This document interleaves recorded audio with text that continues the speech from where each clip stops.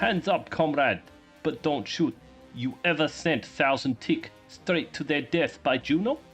Ha ha, da da, it's great for promotion, I know.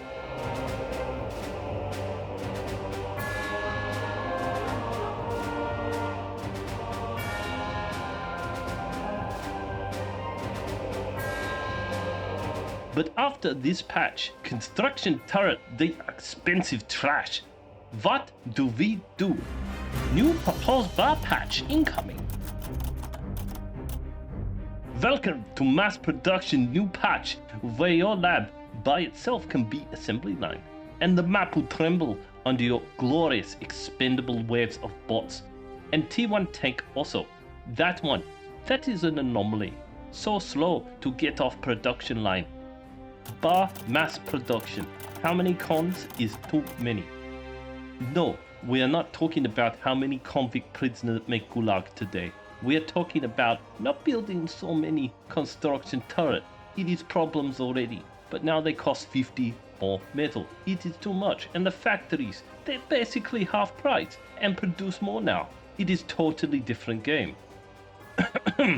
Sorry, I had my multiple personality thingo. Yeah, that one flared up there. So basically, in this new patch that is upcoming or already released, your old habits are going to cost you a lot of metal.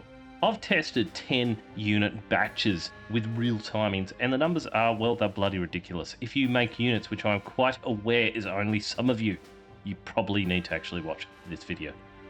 The problem with super building cons. So we've tracked build time per metal. 1 to 3 extra con turrets, putting their build power on factories for T1 units, pretty decent gains in efficiency.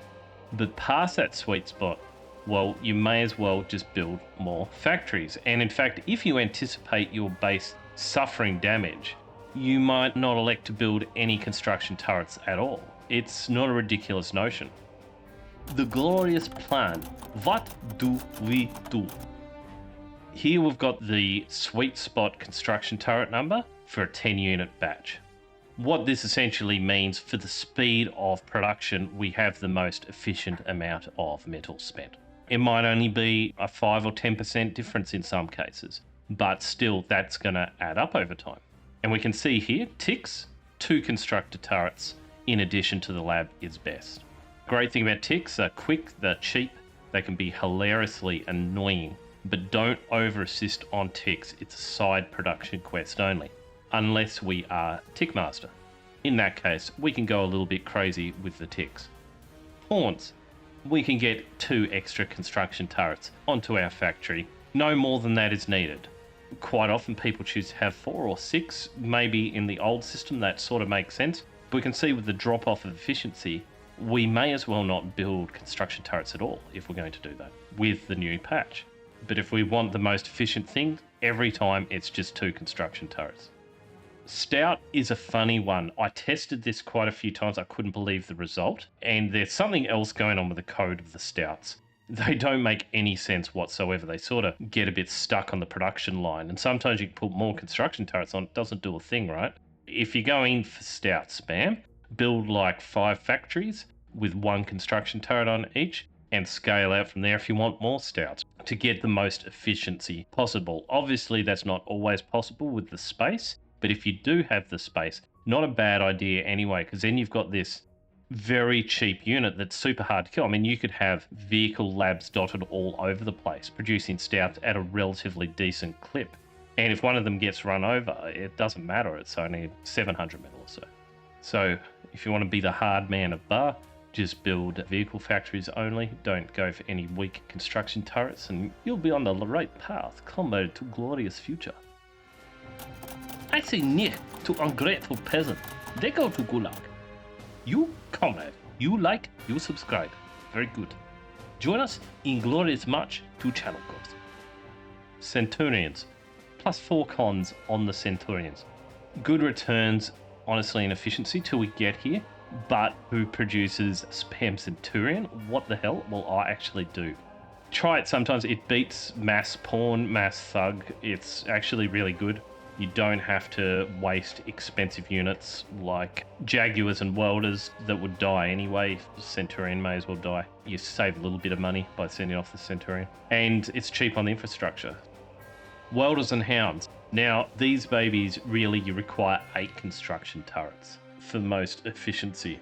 It's not bad super building with 4. We want at least 4. But quite often when we're getting some extra metal, we're glad we've pre-built those 4 extra con turrets actually. So getting 8 constructors, not a bad idea even earlier on, if the game justifies it, of course.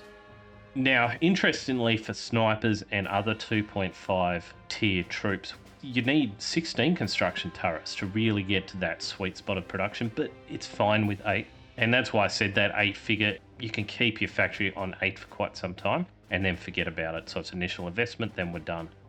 So raises, the initial investment of the experimental lab is so huge that we need about 30 construction turrets to multiply off that. And above that, it's fine. It just produces them faster.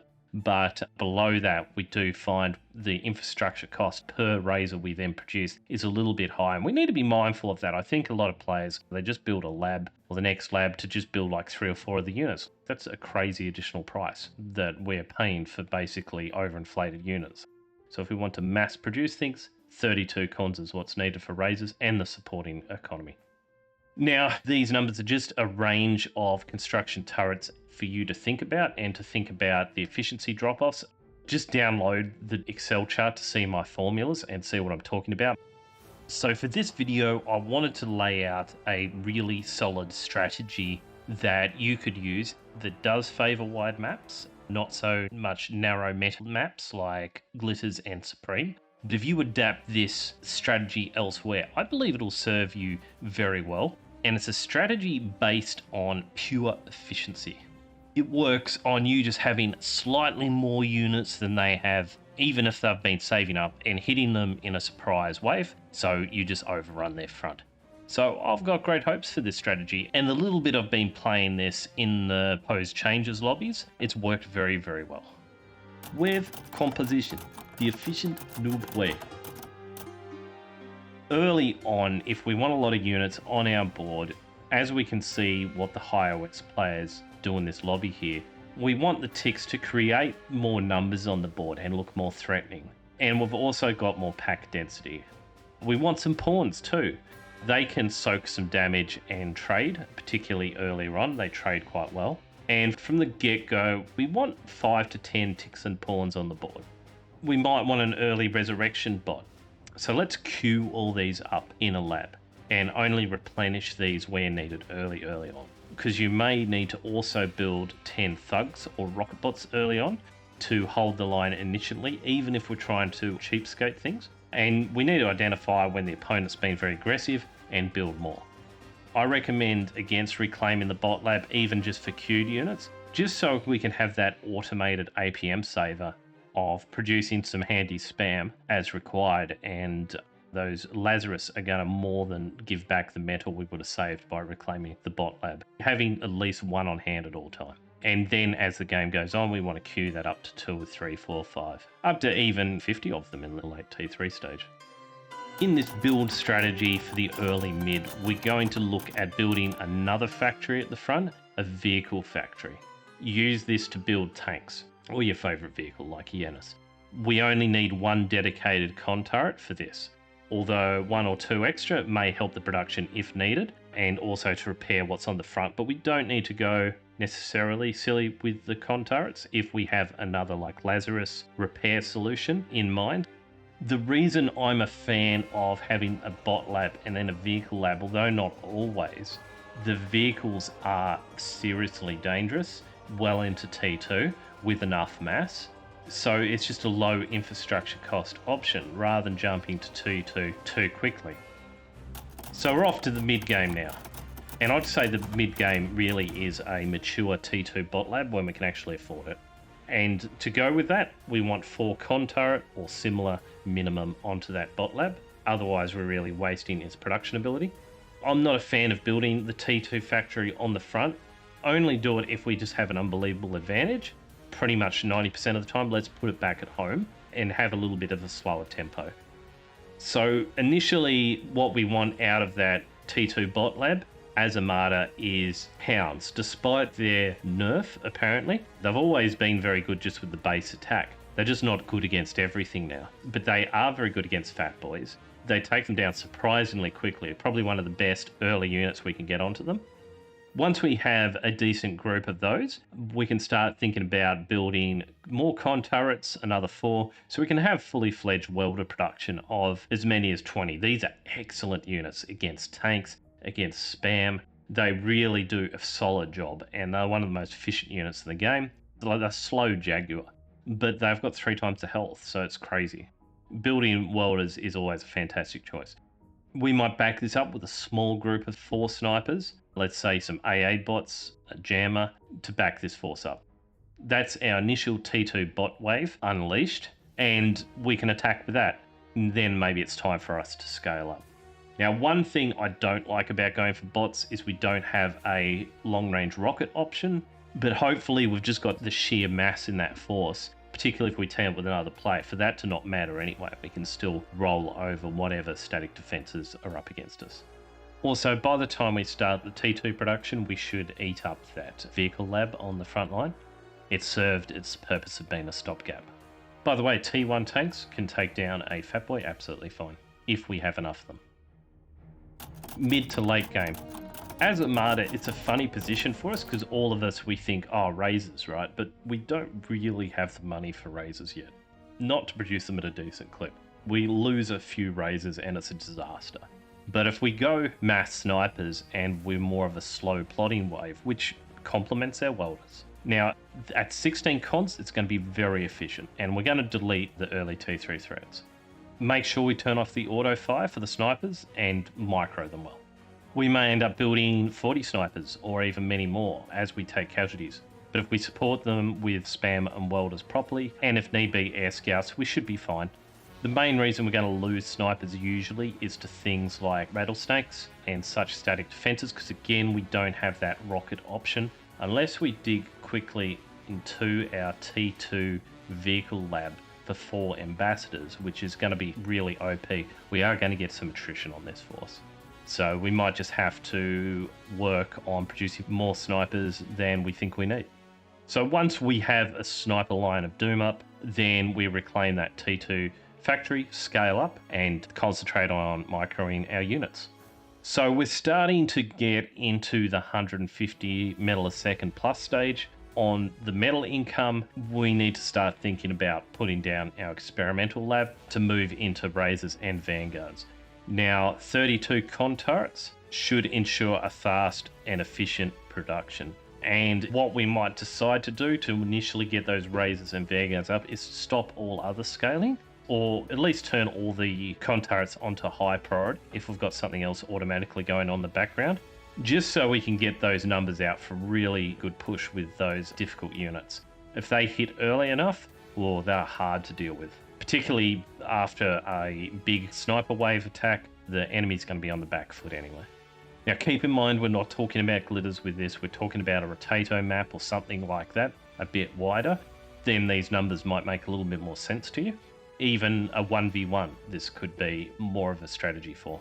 Once we've built the 10 of each, it's time for us to continue building that turret forest, even though they're more expensive, and go into APHIS and until we can get up to that 300 mil a second or so, and then we start to think about putting down the Titans, and probably continue scaling the APHIS anyway, just to keep up in the super late game.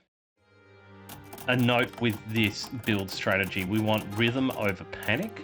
So we don't want to continuously be hitting the enemy side. We want to be saving back and pulling our punches and then just overrunning. So it's unexpected. It's sort of like we've got those units in reserve and then all of a sudden it's like, holy hell. So we want to keep it a little bit of a surprise. We want dangerous bot waves, not soup, to feed our opponent's Lazarus. Keep eco stable and scaling to meet the con turret requirement. Build more energy than you think you need, especially on Rotato. I noticed that. Like, I was watching even the top OS players and they were getting to 5,000 energy fairly early. We're still taking 10,000 energy to build those razors. It's crazy. It takes so much more. It's like, wow, I actually need a bit of an APHIS line to feed my 32 construction turrets. T2 mexes also are more expensive in this new patch, annoyingly.